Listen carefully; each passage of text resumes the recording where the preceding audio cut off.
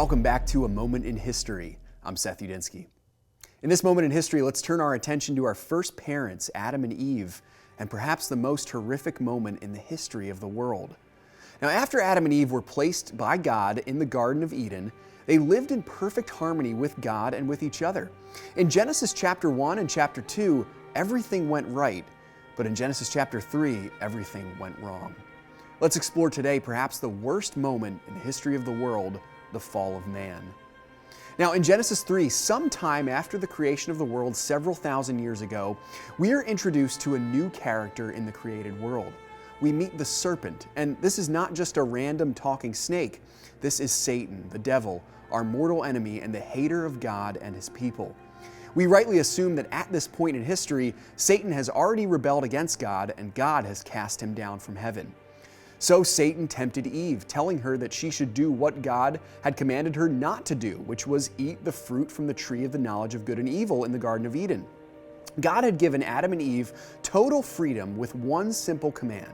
You can eat from the fruit of any tree in the garden except this one. Satan tempted Eve ultimately with the ultimate temptation behind all sin, self-idolatry. He says, if you do this, you will be like God. In other words, you get to be God. You get to be in charge. So Eve listened to the serpent and ate the fruit. Now here we get to a shocking point in the story. Genesis 3 tells us that Adam was there with Eve the whole time. He should have stepped between his wife and the serpent, but he just sat there and watched. And when Eve invited him to sin with her, he joined her and disobeyed God. And so humanity fell. Because we sinned, the perfect relationship we had with God was broken. All evil and calamity in the world today is a result of our sin. Because of sin, there is sadness and hatred and violence and racism and abortion and perversion and scandal and death. Sin brings separation from God.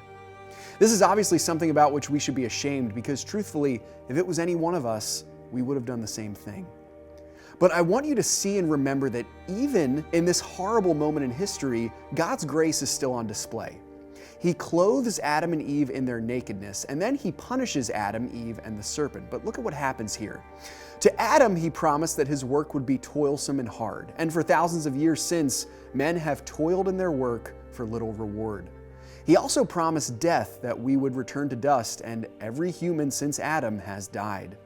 To Eve, he promised pain in childbirth, and women for centuries have felt the pain of childbirth since.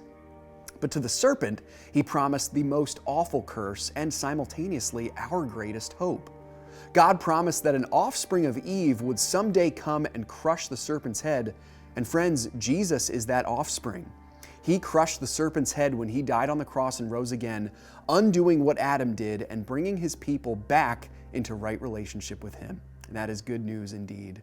Thanks so much for joining me once again for A Moment in History.